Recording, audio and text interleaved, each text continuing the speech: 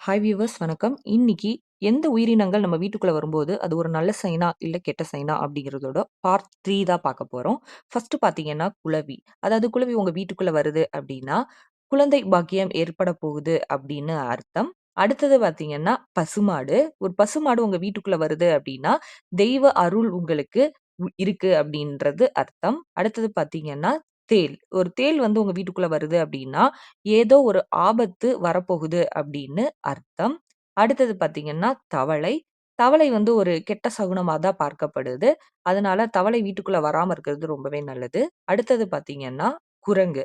குரங்கு வந்து நல்ல சகுனமா பார்க்கப்படுது. அது மட்டும் இல்ல, கஷ்டம் வந்து நீங்கி உங்க வாழ்க்கைகள்ல வந்து நன்மை அதிகமாக போகுது அப்படின்னும் அர்த்தம். அடுத்தது பார்த்தீங்கன்னா வௌவால். வௌவால் பார்த்தீங்கன்னா உங்க வீட்ல துரதிர்ஷ்டம் ஏற்பட போகுது அப்படிங்கிறத உணர்த்துது.